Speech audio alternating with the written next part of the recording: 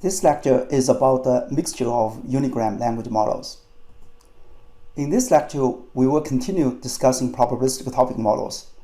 In particular, we're going to introduce a mixture of Unigram language models.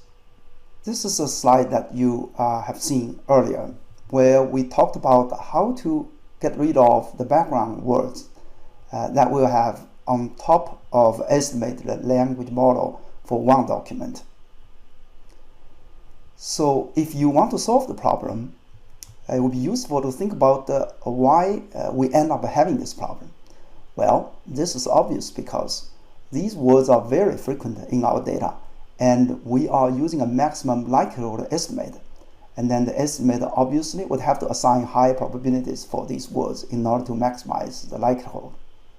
So in order to get rid of them, that would mean we have to do something different here. In particular, we have to say that this distribution doesn't have to explain all the words in the text data. Or we're going to say these common words should not be explained by this distribution. So one natural way to solve the problem is to think about using another distribution to account for just these common words. This way, the two distributions can be mixed together to generate the text data, and we'll let the other model, which we call background topic model, to generate the common words. This way, our target, the topic theta here, would be only generating the content words that characterize the content of the document. So how does this work? Well, it's just a small modification of the previous setup where we have just one distribution. Since we now have two distributions, we have to decide which distribution to use when we generate the word. But each word will still be sampled from one of the two distributions. Right? So text data is still generated in the same way. Namely, we're going to generate one word at each time, and eventually we'll generate a lot of words. When we generate the word, however, we're going to first decide which of the two distributions to use, and this is controlled by another probability of theta sub d and probability of theta sub b here. So this is the probability of selecting the topic word distribution. This is the probability of selecting the background word distribution denoted by theta sub b. Now in this case, I just gave an example where we can set both to 0.5. So you're going to basically flip a coin, a fair coin, to decide which one to use. But in general, these probabilities don't have to be equal. So you might bias toward using one topic more than the other. So now the process of generating a word would be to first to flip a coin based on these probabilities of choosing each model. And if, let's say, the coin shows up as head, which means we're going to use the topic word distribution, then we're going to use this word distribution to generate a word. Otherwise, we might be going through this path, and we're going to use the background word distribution to generate a word. So in such a case, we have a model that has some uncertainty associated with the use of a word distribution. But we can still think of this as a model for generating text data. And such a model is called a mixture model. So now let's see, in this case, what's the probability of observing a word, W. Now here I showed some words like the and the text.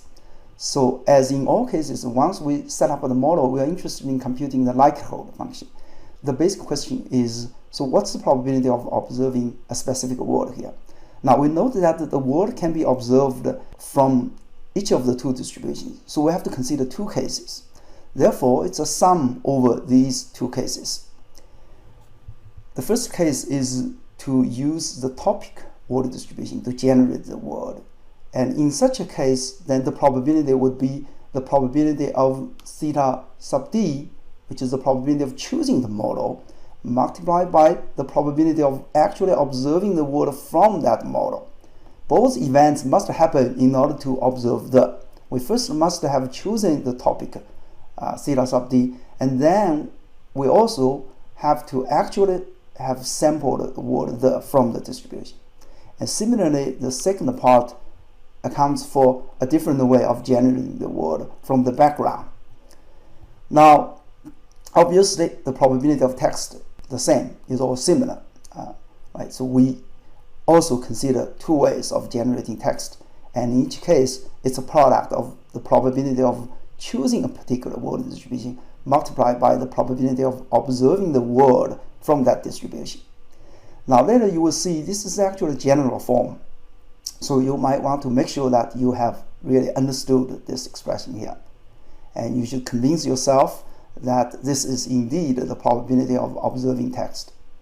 So to summarize what we observe here, the probability of a word from a mixture model is in general a sum over all different ways of generating the word. And in each case, it's a product of the probability of selecting that component model multiplied by the probability of actually observing the data point from that component model. And this is something quite general, and you will see this occurring often later. So the basic idea of a mixture model is just to treat these two distributions together as one model. So I used a box to bring all these components together.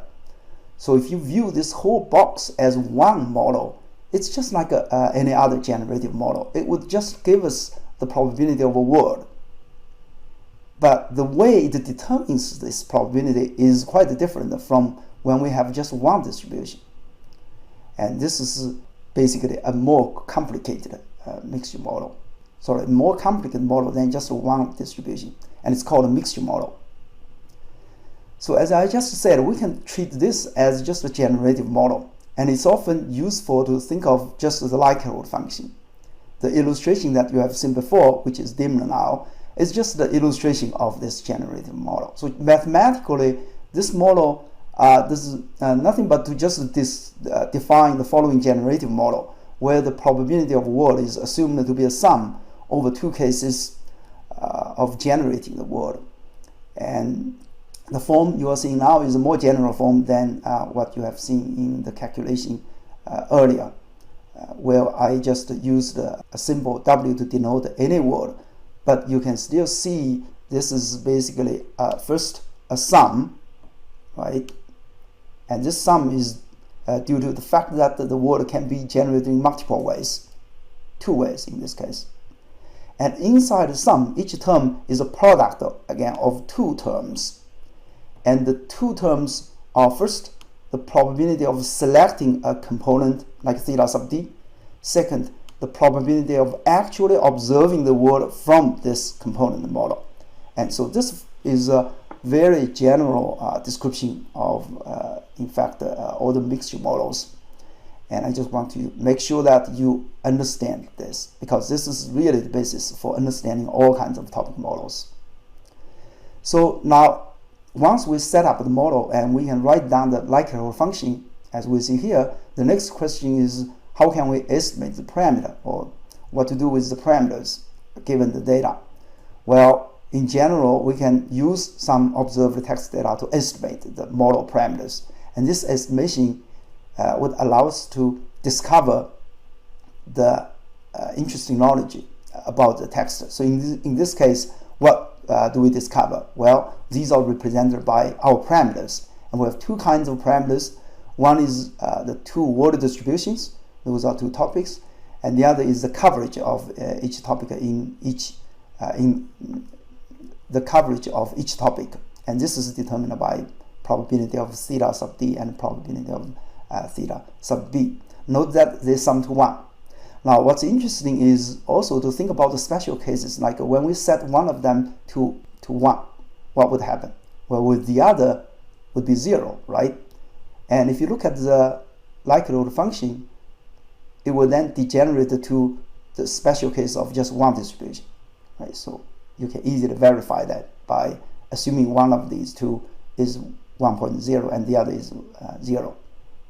So in this sense, the mixture model is more general than the previous model, where we have just one distribution, and it can cover that as a special case. So to summarize, And we talked about the mixture of two Unigram language models. And the data we are considering here is just still one document. And the model is a mixture model with two components, two Unigram language models, specifically theta sub d, which is intended to denote the topic of document D, and theta sub b, which is representing a background topic that we can set to attract the common words, because common words will be assigned the high probabilities in this model. So the parameters can be collectively called lambda, which I show here again. And you can again think about the question about how many parameters are we talking about exactly. This is usually a good exercise to do because it allows you to see the model in depth and to have a complete understanding of what's going on in this model. And we have mixing weights, of course, also. So what does the likelihood function look like? Well, it looks very similar to what we had before. So for the document, first it's a product over all the words in the document, exactly the same as before. The only difference is that inside here, now it's a sum instead of just one. So you might recall before we just had this one there. But now we had this sum because of the mixture model, and because of the mixture model, we also have to introduce a probability of choosing that particular component distribution.